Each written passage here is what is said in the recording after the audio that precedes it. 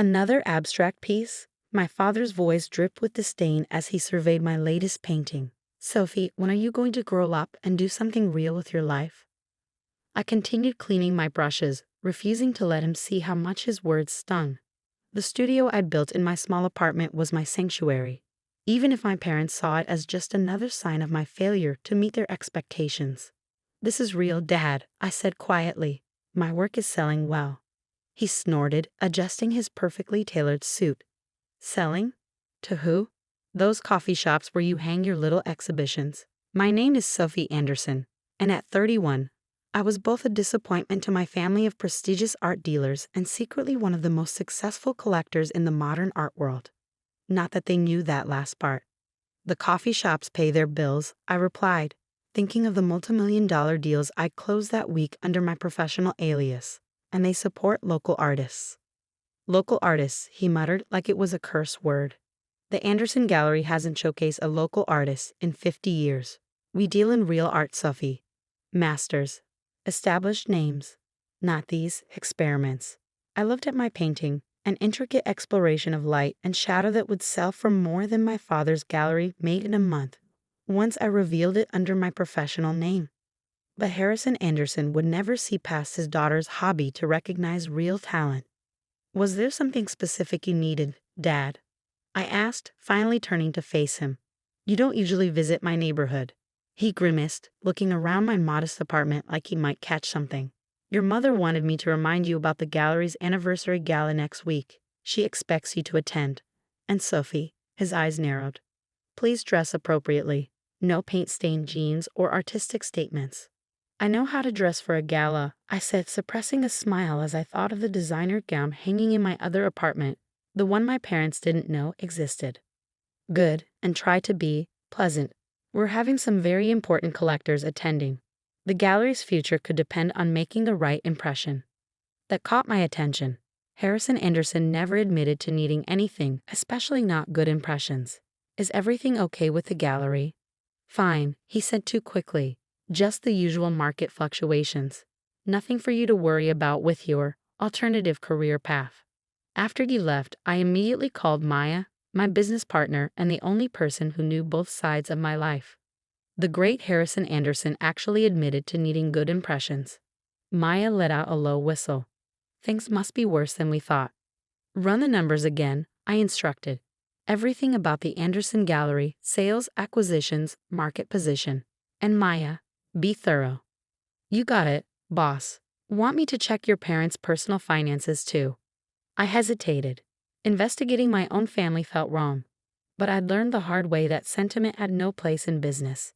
Yes, discreetly. Always am. By the way, that last piece you finished, Matsuda called again. He's offering 7 figures, sight unseen. I glanced at the painting my father had dismissed. Tell him it's not for sale yet. I have a feeling we might need it for something else.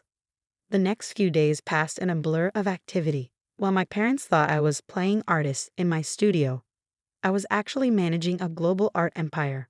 Under the name S.A. Blake, I built one of the most influential collections of modern and contemporary art in the world. The irony wasn't lost on me. My parents worshipped S.A. Blake, had tried repeatedly to court him for their gallery. They never suspected that their disappointment of a daughter was the mysterious collector they so desperately wanted to impress. Maya's report arrived the night before the gala, and it was worse than I'd imagined. They're underwater, she explained during our secure video call. The gallery's been losing money for years. Your father's been covering it with personal funds, but, those are running out too. They've mortgaged everything. The gallery, their house, even their private collection. One more bad quarter and it all collapses. I sat back, letting the information sink in. The Anderson Gallery had been a cornerstone of the art world for 3 generations. My grandfather had built it from nothing. My father had elevated it to international prominence, and now, how did they let it get this bad? Maya's image flickered as she shuffled through documents. Multiple factors. They're still operating like it's 1990, all overhead, no digital presence. They've missed every major trend in contemporary art. But mostly, they're stuck in the past, showcasing the same established names while ignoring emerging talents. Everything I've been trying to tell them for years, I murmured. Exactly. The markets change, but they haven't. These days, collectors want to discover new artists, not just buy another Picasso. I thought of all the talented artists I'd discovered in those coffee shops my father sneered at. Many of them were now represented by my company, their work selling for small fortunes to collectors who appreciated innovation. What are their options? Without immediate intervention, bankruptcy within 6 months. Best case scenario, they're forced to sell the gallery. Worst case, they lose everything, including their reputation. I stared at my painting, the one Matsuda wanted to buy. Send me everything: financial records, market analysis, potential strategies. And Maya, get the lawyers ready. I think it's time for S.A. Blake to make an appearance. You're going to reveal yourself? No, I smiled. I'm going to save them. They just won't know it's me doing the saving. The morning of the gala, I prepared myself carefully. The dress I'd chosen, a classic Valentino in midnight blue, was elegant enough to meet my mother's standards while still allowing me to blend into the background. I wanted to observe tonight, not draw attention. My phone buzzed with a text from Maya. Paperwork ready. Sure you want to do this? Yes, I replied. Time to show them what local art can really do. The Anderson Gallery was housed in a magnificent historic building downtown. Its classical architecture a testament to old money and established tastes. As I walked up the marble steps, I remembered all the times I played here as a child, dreaming of having my own work displayed on these hallowed walls. Sophie, my mother's voice cut through my nostalgia. Thank goodness you're early, and you look suitable. Diana Anderson was the epitome of sophisticated grace, her silver hair perfectly styled and her designer dress impeccable. She air-kissed my cheek, careful not to smudge her makeup. The caterers are setting up in the East Wing, she said, already dismissing me. Make sure they don't touch any of the displays. Actually, Mom, I thought I'd look around first. It's been a while since I've seen the new acquisitions. She waved distractedly, her attention caught by arriving staff. I took advantage of her distraction to slip away, beginning my careful assessment of the gallery. The main hall was exactly as I remembered, grand, imposing, and hopelessly outdated. Masterpieces worth millions hung in predictable arrangements, their impact dulled by familiarity. There was nothing here to excite modern collectors, nothing to suggest the gallery understood contemporary trends. Doing a little reconnaissance? I turned to find Thomas Chen, my father's gallery director, watching me with knowing eyes. Thomas had always been kind to me, even when I was just the owner's rebellious daughter. Just admiring the classics, I said carefully. He glanced around before lowering his voice. Your father's worried. Won't admit it, of course, but this gala, it's more than just an anniversary celebration. Oh? Several major collectors are coming tonight. Your father's hoping to secure some significant investments. He paused. S.A. Blake was invited. I kept my expression neutral. The mysterious collector, I thought no one knew who they were. No one does. But your father's convinced Blake will appear tonight. He's desperate to make a deal. I thought of the documents Maya had prepared, the plans I'd spent all week perfecting. And if Blake doesn't show? Thomas sighed. Then I fear the Anderson Gallery's days are numbered. The gala began at 8. The gallery's halls filling with the elite of the art world. I recognized many faces, collectors I'd dealt with, artists I'd discovered, critics who'd unknowingly reviewed my work. All of them here to witness either the salvation or the downfall of one of the industry's most established institutions. My father was in his element, moving from group to group with practiced charm. But I could see the tension in his shoulders, the way his eyes kept darting to the entrance. Anything? He asked Thomas during a brief lull. No sign of Blake, Thomas replied. But the night is young. I checked my phone. Maya had everything in place. The offers, the contracts, the carefully crafted story that would explain S.A. Blake's interest in saving the Anderson Gallery. Sophie, my mother's sharp voice interrupted my thoughts. Stop hiding in corners. The Prescotts want to hear about your artistic endeavors. I suppressed a sigh and followed her to where Albert and Margaret Prescott held court. They were old family friends and significant collectors, though they'd never looked at my work. Still painting, dear? Margaret asked with carefully crafted concern. How persistent of you. Someone has to make the art that fills these walls, I replied mildly. Albert laughed as if I told a particularly naive joke. Yes, well, some art belongs in galleries and some belongs in other venues, like the private collections of discerning buyers who recognize talent regardless of name or pedigree. I thought but didn't say. The evening wore on, and I could see my father's composure cracking. Several potential investors had already made their excuses and left. The great S.A. Blake had not appeared. "It's over," I overheard him tell my mother in a quiet corner. "Without Blake's investment. Harrison, surely there are other options. None that won't cost us everything." He looked around the gallery, his life's work, his father's legacy. "Maybe it's time to accept that the world has changed. We just didn't change with it." I slipped away, finding a private spot to make a call. "Ready?" Maya asked. "Send it." Moments later, my father's phone buzzed. I watched as he read the message, his face transforming from despair to disbelief to desperate hope. "Diana," he called. "Blake's representative is coming, tomorrow morning." The gallery erupted in excited whispers. Everyone knew what this could mean. "See," my mother said, patting his arm. "All your worrying for nothing. Say Blake would never let the Anderson Gallery fail." I smiled, thinking of the papers waiting in Maya's office. My parents had no idea how right they were, or why. The next morning, I arrived at the gallery early, wearing my starving artist uniform of paint-stained jeans and an oversized sweater. My father barely noticed me as I slipped in, too busy preparing for his meeting with S.A. Blake's representative. "Sophie, not now," he said distractedly when I tried to speak to him. "Blake's team will be here any minute. We need everything to be perfect." I watched him adjust a painting that was already perfectly straight. "Dad, maybe we should talk about—" Later, he cut me off. "Whatever little project you're working on can wait. This is important." Right on cue, Maya walked through the front doors of the gallery. She looked every inch the high-powered art world attorney in her tailored suit and sleek briefcase. No one would ever connect her to the bohemian art consultant who helped me discover new talents in underground galleries. "Mr. Anderson," she extended her hand. "I'm Margaret Chin, representing S.A. Blake." My father practically tripped over himself to shake her hand.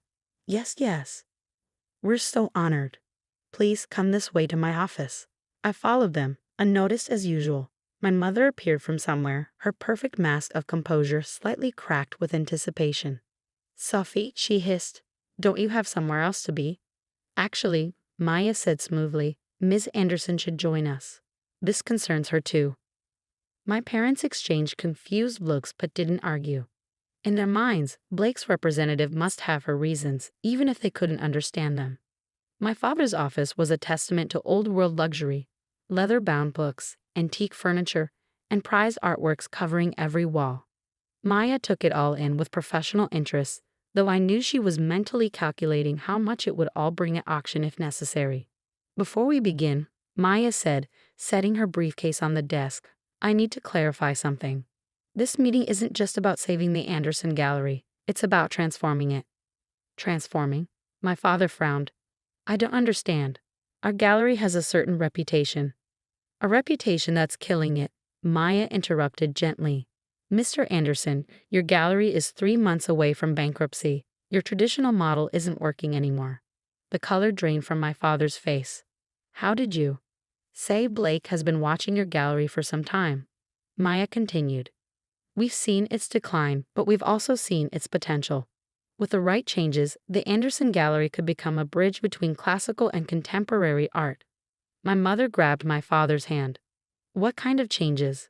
Maya opened her briefcase and began laying out documents. "First, a complete financial restructuring. Blake will purchase the gallery's debt and invest significant capital for modernization." "Purchase our debt." My father's voice was faint. "All of it," Maya confirmed.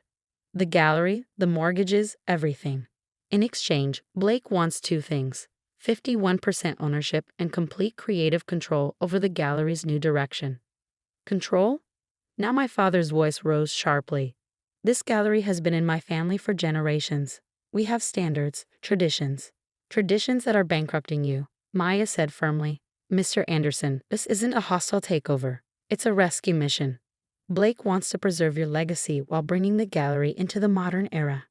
I watched my father struggle with this, his pride warred with his desperation, his fear of change battling his fear of losing everything. "What?" He swallowed hard. "What exactly would these changes entail?"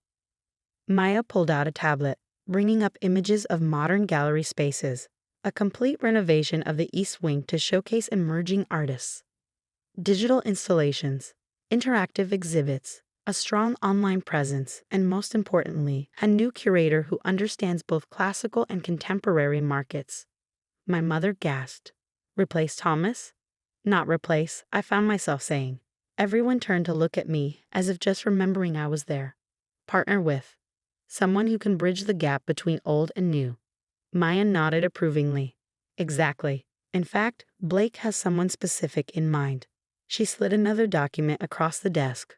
My father picked it up, his eyes widening as he read. This can't be right. These sales figures. They're correct, Maya assured him. Every piece sold, every exhibition curated, every artist discovered, all verified. But this is, he looked up at me, really seeing me for the first time in years. Sophie? I met his gaze steadily. Remember all those coffee shop exhibitions you mocked? They weren't just about selling paintings. They were about finding talent, building relationships, understanding where the market is going, not just where it's been. You, my mother's voice was barely a whisper. You've been selling art? Successfully. Very successfully, Maya confirmed. Your daughter has one of the best eyes in the business for emerging talent. Artists she's discovered are now selling for 6 and 7 figures. My father slumped in his chair. All this time, while we were dismissing your work, I was learning the business. I finished for him. Not your way, but my way, and it works. Maya pulled out more documents, sales records, critical reviews, market analyses, all showing how the artists I championed had skyrocketed in value. Say Blake wants Sophie as the gallery's new co-curator, she explained, working alongside Thomas to blend classical expertise with contemporary vision. Blake knows my work, I asked, playing my part. Blake knows everything about the art world, Maya said with the smallest wink, including who really understands it.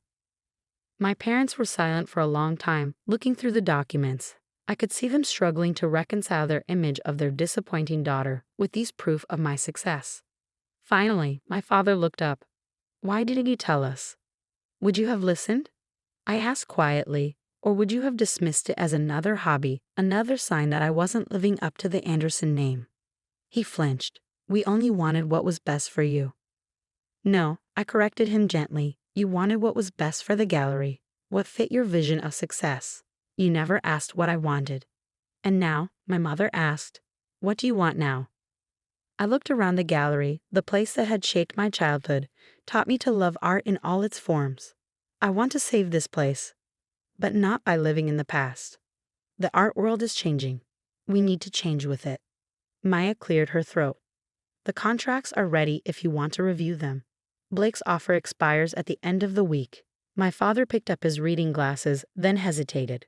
This curator position, you'd accept it. Work with us, not against us. I've never been against you, Dad. I just saw possibilities you couldn't see. He nodded slowly. And Blake? Why remain anonymous? Why not meet with us directly? Maya smiled diplomatically. Say Blake prefers to let the art speak for itself. Success isn't always about being seen. The next few hours were a blur of negotiations and signatures. My parents' lawyers were called, documents were reviewed, and slowly the future of the Anderson Gallery took shape. By evening, it was done. The gallery was saved, though transformed. My parents had surrendered control but secured their legacy, and I had finally found a way to bridge my two worlds. There's one more thing, Maya said as we prepared to leave. She pulled out a single canvas, carefully wrapped. My father unwrapped it slowly, his eyes widening as he revealed my latest painting, the one he'd dismissed in my studio. Blake would like this to be the first piece displayed in the gallery's new contemporary wing, Maya explained, as a symbol of the transition between old and new. This is, my father studied the painting with new eyes. This is extraordinary, Sophie. The complexity, the technique. How did we not see it? Because you weren't looking, I said simply. You saw what you expected to see. My mother touched the canvas gently. Blake wants this piece, but would he rather keep it? Your first major gallery showing? I smiled, thinking of all my work that had already sold for small fortunes under different names. Something tells me there will be more pieces to come. After Maya left, my parents insisted I stay for dinner. We sat in my father's office, surrounded by the art that had shaped our lives, and really talked for the first time in years. We were wrong, my father said finally. About you, about art, about everything. Can you forgive us? There's nothing to forgive, I assured him. We all had to learn to see things differently. Over the next few months, the Anderson Gallery underwent its transformation. The East Wing was renovated into a stunning contemporary space. Digital installations attracted younger collectors. Our online presence grew exponentially. And through it all, my secret remained safe. Say Blake continued to collect and influence from the shadows, while Sophie Anderson emerged as a respected curator with an eye for new talent. 1 year after the gallery's transformation, we hosted a special exhibition. Bridging Worlds showcased classical masterpieces alongside contemporary works, demonstrating how tradition and innovation could coexist beautifully. The centerpiece was my painting, the one that had started it all. Now valued at over $1 million, it drew collectors and critics from around the world. I still can't believe S.A. Blake saw your potential before we did, my father said during the opening, watching as another wealthy collector admired my work. I smiled, thinking of the latest acquisition I'd made under Blake's name. Sometimes the most valuable things are hidden in plain sight. Speaking of Blake, my mother joined us, champagne in hand. The mysterious collector has acquired another piece for the gallery. Did you hate her? No, I said innocently. Do tell. As she launched into the story, I caught Maya's eye across the room. She raised her glass slightly, a private toast to our shared secret. The truth about S.A. Blake would come out eventually. The art world loved its mysteries, but it loved revelations even more. When that day came, I hoped my parents would understand why I kept my success hidden for so long. But for now, I was content to let them marvel at the transformation of both their gallery and their daughter. They'd learned to see art, and me, with new eyes. That was worth more than any painting in our collection. To new perspectives, I said, raising my glass. To family, my father added. To art, my mother finished. To all of it, I thought. To hidden talents and second chances. To proving that success doesn't always look the way we expect.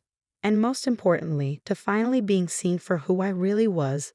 Not just an artist, not just a curator, but someone who had found her own way to make her mark on the world.